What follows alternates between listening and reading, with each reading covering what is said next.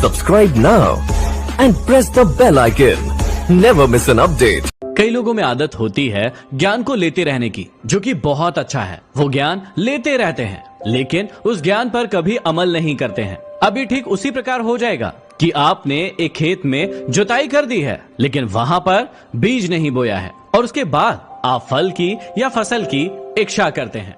आज का समय इंटरनेट का समय है। आज के समय में हमें बहुत सारा ज्ञान इंटरनेट के माध्यम से मिल रहा है और हम उसे लेते जा रहे हैं और हम अपने आप को ज्ञानी समझ रहे हैं। ज्ञानी समझना बहुत अच्छी बात है, लेकिन आप देखिए कि आपने उस ज्ञान का इस्तेमाल कहाँ किया और आपको उसका क्या रिजल्ट मिला।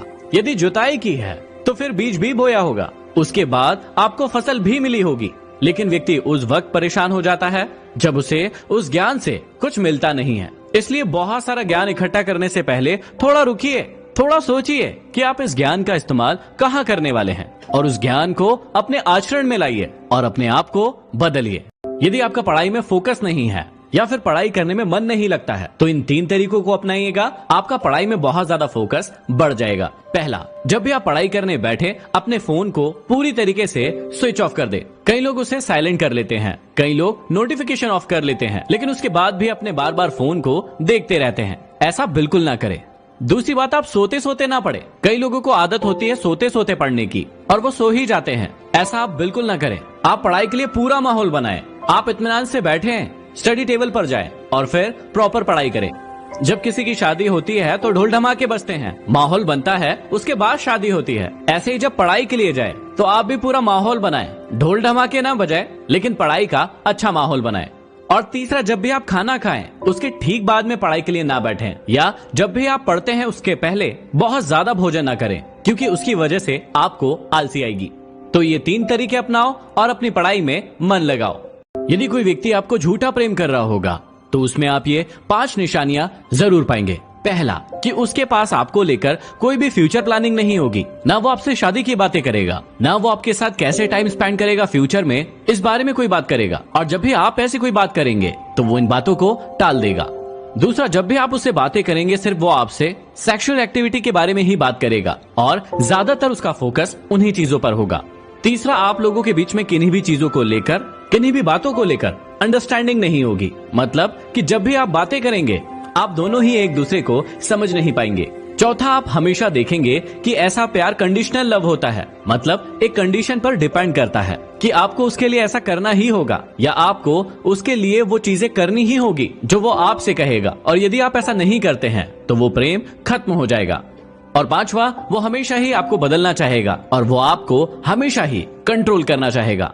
आपने हमेशा देखा होगा कि दिया तले हमेशा अंधेरा होता है। जब भी किसी व्यक्ति को आवश्यकता से ज्यादा मात्रा में कोई चीज मिलने लगती है तो वो व्यक्ति उस चीज की वैल्यू नहीं करता है, वो उससे कुछ सीखता नहीं है, इसलिए वो हमेशा ही अंधकार में रह जाता है। जब भी आप किसी नदी के किनारे किनारे जाएंगे तो आप वहां पर पाएंगे कि वहां के किनारे की जमीन पर बहुत अच्छी फसल नहीं हो पाती है, क्योंकि वहां पर भी पानी की अधिकता हो जाती है। समझाने का मतलब ये है कि जब भी आपको बहुत ज्यादा फैसिलिटीज मिलती है, बहुत ज्यादा किसी की सहायता मिलती है, तो आप उससे थोड़ा सा दूर रहिए और खुद के बल पर इन चीजों को करने की कोशिश कीजिए। ज्यादा सुविधा होने का मतलब होता है अधिक आराम, अधिक आलस्य, और जिसकी वजह से व्यक्ति मेहनत भी नहीं करता है, क्योंकि उसे पता होता है, उसे दिखता है कि मेरे पास ये चीजें पहले से ही उपलब्ध है, इसलिए वो कोई बड़ा लक्ष्य अपने जीवन में नहीं बनाता है और इसीलिए फिर दिया तले अंधेरा ही रह जाता है। जब भी आपके नाखून हद से ज्यादा बढ़ने लगते हैं तो आप क्या करते हैं? आप उन नाखूनों को काट देते हैं, क्योंकि या तो वो आपको ही गड़ जाएंगे या फिर उनके अंदर गंदगी भरी रहेगी। इस कारण आप उन्हें काट देते हैं। ऐसे ही हमारे शरीर में भी भय, क्रोध, ईर्ष्या, लालच, अहंकार और ऐसी बहुत सारी बुराइयां बढ़ती रहती है, लेकिन हम उन्हें काटते नहीं हैं, जिसकी वजह से वो हमें ही गड़ने लगती है या फिर हमारे शरीर में ही गंदगी फैलाने लगती है। अब मनुष्य की सबसे मजेदार बात यह है कि हमें हर चीज दूसरों के अंदर नजर आती है, लेकिन खुद के अंदर नहीं। जैसे मैं आपको कह सकता हूँ या मुझे आपके अंदर ये सारी गलतियां नजर आएंगी कि आपके अंदर क्रोध है, भय है, लालच है, अहंकार है, लेकिन ये सारी की सारी चीजें मुझे अपने अंदर नजर नहीं आएगी। इसलिए सबसे पहले हम दूसरों को छोड़ें, अपने अंदर देखें कि ये सारी चीजें हमारे अंदर है या नहीं, और हम उन्हें खत्म करें। और इसमें आप याद रख सकते हैं कि बुरा जो देखन मैं चला, बुरा ना मिलिया कोई, जो मन खोजा आपना, मुझसे बुरा ना कोई। आपकी असफलता के लिए ये 5 कारण बहुत बड़े जिम्मेदार हैं, इसलिए आप इन्हें ध्यान से सुनिए। पहला, अपनी कामोक्षा या सेक्स की भावना पर कंट्रोल ना होना। कई लोग दिन भर सिर्फ उसी के बारे में सोचते रहते हैं और इसीलिए वो सफल नहीं हैं।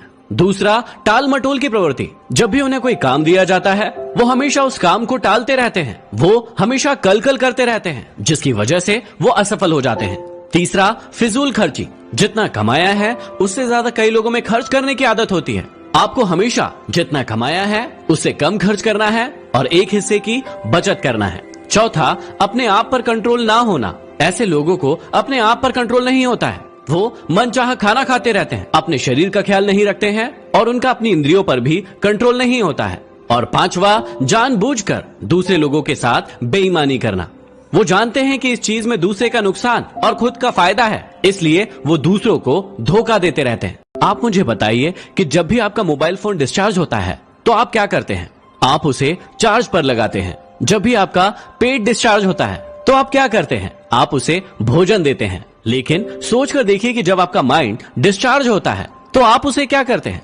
उसके लिए आप कुछ भी नहीं करते, या फिर यदि उसे देने की बारी आती भी है तो आप उसे कूड़ा करकट देते हैं। सोच कर देखिए कि यदि आप गाड़ी में पेट्रोल की बजाय पानी भर देंगे तो क्या वो चलेगी? सोच कर देखिए कि यदि हमें भूख लगती है और हम ईंट पत्थर खाने लगे तो क्या हमारी भूख मिट जाएगी? लेकिन आप अपने मस्तिष्क के बारे में ऐसा कभी नहीं सोचते हैं। आप अपने मस्तिष्क में काम, क्रोध, लोभ और मोह जैसी चीजें भरते रहते हैं और जब आपको सफलता नहीं मिलती है तो फिर आप प्रश्न करते हैं। आज मैं आपसे प्रश्न पूछता हूँ कि आप अपने दिमाग को खुराक देने के लिए क्या करते हैं? क्या आप उसे अच्छा ज्ञान देते हैं या फिर उसमें सिर्फ कूड़ा करकट भरते रहते हैं? जब भी आपको इंजेक्शन लगता है तो उसके बाद आपको क्या होता है? दर्द, है ना?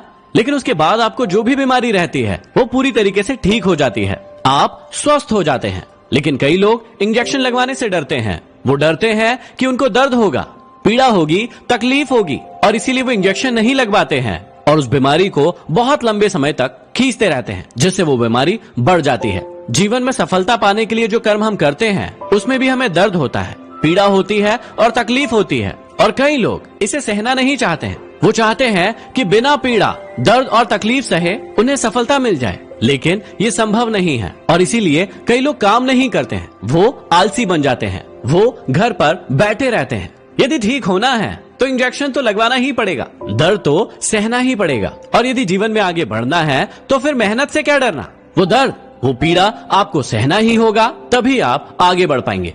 आपने अलादीन के जीनी के बारे में जरूर सुना होगा, जो उसकी हर ख्वाहिश पूरी करता था और आपने भी अपने जीवन में कभी न कभी ऐसे एक जीनी की कामना जरूर की होगी जो आपकी सारी की सारी ख्वाहिशें पूरी कर सके।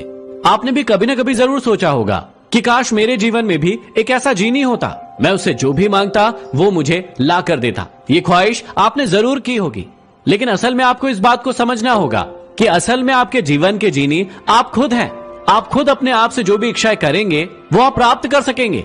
बस आप प्राप्त इसलिए नहीं कर पा रहे हैं क्योंकि आप अपने जीवन में एक जीनी का इंतजार कर रहे हैं कि कोई ऐसा जीनी आपकी लाइफ में आएगा और वो आपके लिए सब कुछ देकर जाएगा, जबकि आपको ऐसा बिल्कुल नहीं करना चाहिए। आपके अंदर बहुत सारी काबिलियतें हैं, आप जो चाहें वो कर सकते हैं, जो प्राप्त करना चाहें वो प्राप्त कर सकते हैं। बस आपको ये समझने की देरी है कि वो जीनी आप खुद हैं।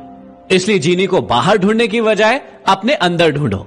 कई बार लोगों को इस वाक्य के कारण बहुत सारी समस्याओं का सामना करना पड़ता है और वो वाक्य है, मुझे ऐसा लगा कि।